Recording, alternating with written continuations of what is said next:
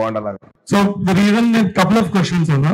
One, life లో అన్ని ups అనేది ఉండదు, డౌన్స్ కూడా ఉంటాయి. Even lot of people you saw both ups and downs.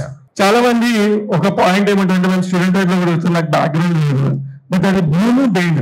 It's like lot of people say like background ఉందంటే అంత ఈజీ ఉంటది అని అనుకుంటారు. What kind of struggle you got through? చాలా మంది బయట నుంచి చూడడం వేరే, the moment you become something you have a different thing. What did you see that? So my journey was a completely different journey altogether. ఎందుకంటే I started my journey in 2008. I went to all offices, gave my pictures, చూసి మీరు ఏమైనా character చెప్పండి అని చెప్పి I went around to offices and game my pictures. అక్కడ production managers ఆ ఫోటోలు పల్లి ప్యాకెట్ లాగా చేసుకుని వాళ్ళు తినేసేవారు. అండ్ ఐస్ లైక్ సార్ అలా చేయకండి, ఆ 10 రూపాయలండి నాకు ఇచ్చేసి మీకు ఫోటో అవుతుంటే అలా. So I never told anybody that I was so and so, నేను ఇలా చిరంజీవి గారు మేనేజర్ అని చెప్పి చెప్పలేదండి. సో అలా స్టార్ట్ అయింది నా జర్నీ 2008 లో. 2009 డిసెంబర్ లో వైవి చౌదరి గారు నన్ను మంచు మనోజ్ గారి ఆఫీస్ చూసి క్రికెట్ ఆడుతూ ఉన్నా. సో అప్పుడు చూసి బాబు నువ్వు సినిమాలు యాక్ట్ చేస్తారు?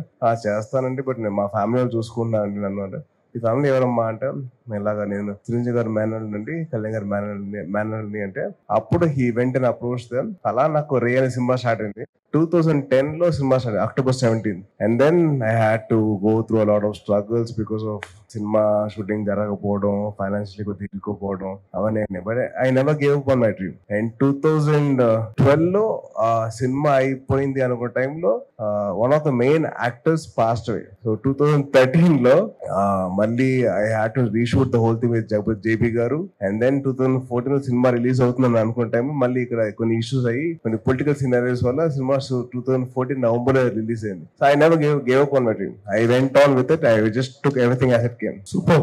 ఇది